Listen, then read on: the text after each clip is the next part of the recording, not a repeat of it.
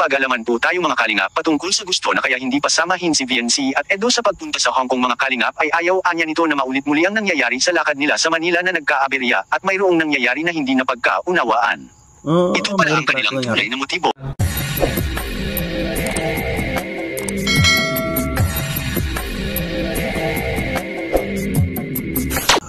Alright, what's up mga tangay? Welcome back. This is my YouTube channel, Katangay PLC. Isang mapagpalang araw mga tangay. Good morning, good afternoon, at good evening. Alright mga tangay, kung hindi ka pa nakasubscribe sa ama ng kalingap kay Kuya Bal Santos Matubang, mag-subscribe ka na, panoorin natin mga vlogs ni Kuya Bal. Like and share natin ang doon skip as at kaya atin na. Kung hindi ka pa nakasubscribe, isubscribe natin, panoorin natin mga vlogs ni Kuya Bal. Like and share natin ang doon skip at kay Kalingap Rab. Kung hindi ka pa nakasubscribe, isubscribe natin, panoorin natin mga vlogs ni Kalingap Rab. Like and share natin ang doon skip at mga Kalingap Angel at iba pang beneficiary at kay Kalingap Edge. Supportan din natin, nag-charity din yan. At kay Ka-Business Official, Papa Dins TV, kung hindi ka pa nakasubscribe, subscribe natin, panoorin natin, like and share natin, andun skip as. Kung hindi ka pa nakasubscribe sa munting YouTube channel ko, mag-subscribe ka na para update ka sa mga upload reaction ko. Kung hindi ka pa nakapalo sa Facebook ko, Katangay PLC, at FB page ko, Katangay PLC 2.0, magpalo ka na para update ka sa mga upload reaction ko. At dito nga, mag-reaction tayo isang sitwasyon ni Kalingap Edo at Beyonce ito, at samahan nyo ko at gawa natin ng reaction para mga tangay. Tara. Ano ba ang kinakatakutan nito para kay VNC? At may dapat bang masisi kung sakali?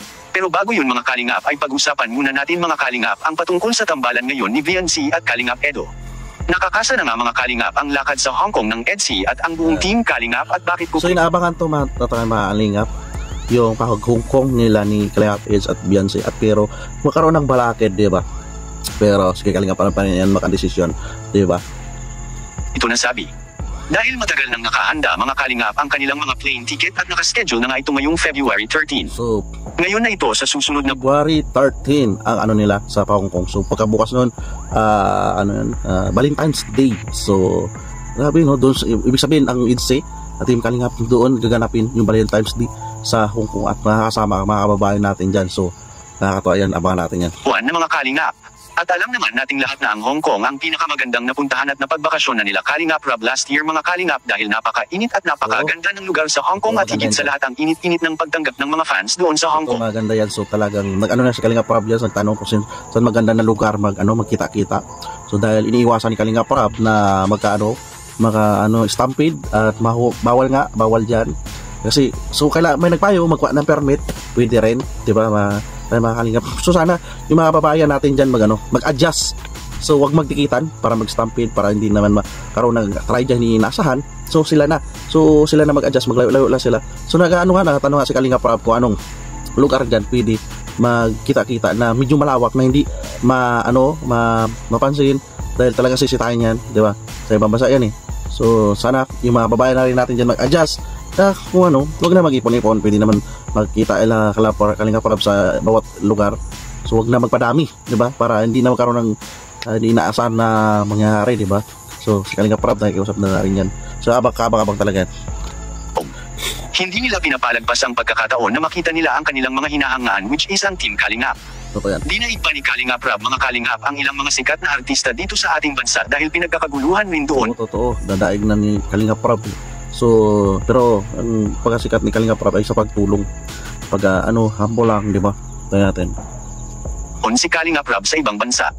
At may napag-alaman po tayo mga kalingap patungkol sa gusto na kaya hindi pa samahin si VNC at Edo sa pagpunta sa Hong Kong mga kalingap ay ayaw anya nito na maulit muli ang nangyayari sa lakad nila sa Manila na nagkaaberya at mayroong nangyayari na hindi napagkaunawaan. Ito pala ang kanilang tunay na motibo mga kalingap. Kaya si VNC at Ed's pilit nilang paghihiwalayin at si VNC sinusulan nila na wag itong sumama at yun ang dahilan nila baka makulit na naman ang ganung pangyayari sa nakaraang bakasyon nila ni Edo at VNC sa Manila. Kahit na si Kuya Val mga kalingap alam na alam nito ang pwedeng mangyayari para kay VNC kung ito'y magpapasusol mga kalingap. Natatakot rin si Kuya Val na baka si VNC ay mahalin tulad ito sa mga nakaraang mga beneficiary. Talagang makakasayang o si Kuya Val mismo.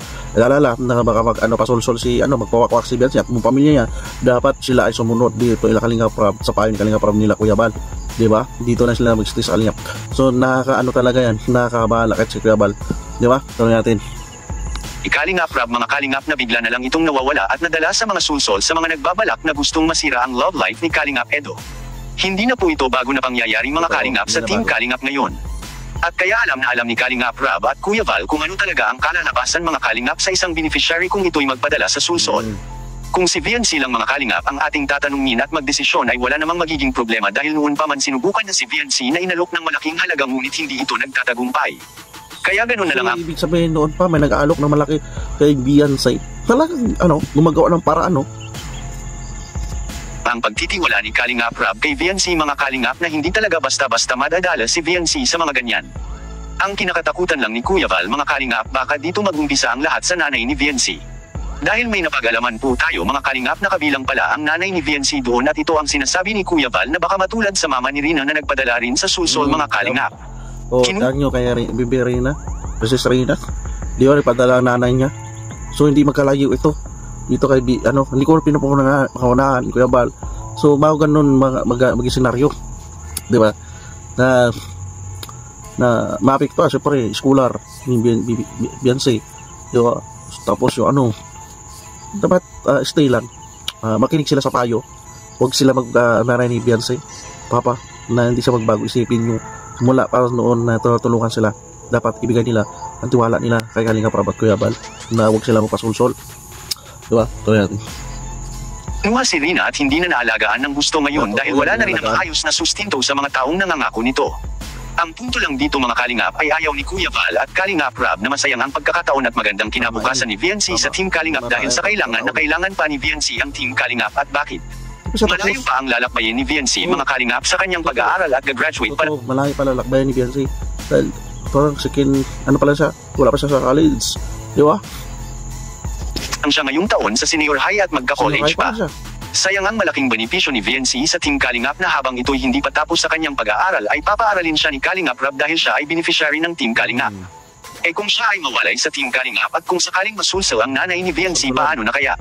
At sa kabilang dako naman mga kalingap, ano bang kinakatakutan ni Edo para kay VNC? Yan ang atin ang malalaman ngayon mga kalingap. Si VNC at Edo ay nagkakamabutihan na ngayon at sinabi pa nga ni VNC mga kalingap na hindi dapat mawala si Edo sa kanyang mga plano sa buhay at kasama palagi si Edo dito. Ang pinag-alala lang ni Edo ngayon na bakit sa tuwing siya ang may katambalan ay marami talagang nagbabalak na gustong mabuwag sila mga kalingap. Kung kayo po ang tatanungin sa palagay niyo po mga kalingap, please comment and God bless you all. Yan doon nga, so dito ganun sitwasyon, mayroon talaga nagabalak ipagwawalayan si Beyonce at Edo, no? So hindi kung ano talaga sa kanila pa rin kay Beyonce, sa nanay magulang kay Kalingap Edo, at may man nagpayo na ganun, huwag ipansinin yan, no? Paano mo sponsor, so mag-ano lang sila advice kay Kalingap Rab, diba? Isa yan sa mawala na sila Kalingap Rab, diba? Baka sila Kalingap Rab pa rin dyan makadesisyon, diba mga Kalingap? So nakita naman natin si Beyonce na humble pa rin pamilya niya, loyalty sa Team Kalingap pa rin, pero sana wag mangyari, di ba? Wag mangyari dahil malayo pa mararating ni Beyonce mga pag-aaral sa inyo, haya pala siya, sana magstay hanggang makatapos siya, matulungan ang pamilya. Yung patunay naman na binabalik naman sa kanila yung malaking bahay at malapit na ribbon cutting sa sibilisang sa bahay ni Beyonce, di ba? Kalingap pa rin. So dahil humble lang sila, huwag sila mapapasulsol, di ba? Dahil kausapin nila si Kalingap Rab, yung mga ganito, huwag sila magtago ng lip, may sa mga sa kanila ipabigay alam Kalingap Rab para payuhan sila, di ba mga tayo. So right mga ng reaction ko pag ang ganyan at ma-upload ay sa YouTube channel Kalingap Rab ng Gidsi. Panoorin natin, like, i-share natin doon, kasama na Kalingap Kuya Val Santos Matuma. Kung ikaw pa nakasubscribe ka na para update dito ka sa mga premier update Kuya Val at katid na kung ikaw pa nakasubscribe na panoorin natin, like, i-share natin doon at kay Kalingap Edo, kung hindi ka pa nakasubscribe, subscribe natin, panoorin natin, like, i-share natin, andun yung ship ads at yan kami sinisopin sa Papadis TV, subscribe din natin kanyang YouTube channel ni Sarina Pasi para charity vlog, yan yung Kalingap Rab, nag-reaction din ako dyan. At hindi ka pa nakasubscribe sa YouTube channel ko, mag-subscribe ka na para update ka sa mga upload reaction ko. At hindi ka pa nakapalo sa Facebook ko Katakay PLC, FB page ko Katakay PLC 2.0, mag-follow ka na para update ka sa mga reaction ko. So alright mga tayo, maraming salamat pagsama sa aking reaction. See you sa next reaction ko, maraming salamat at lagi tayong mangingat mga takay. Adios, bye, thank you.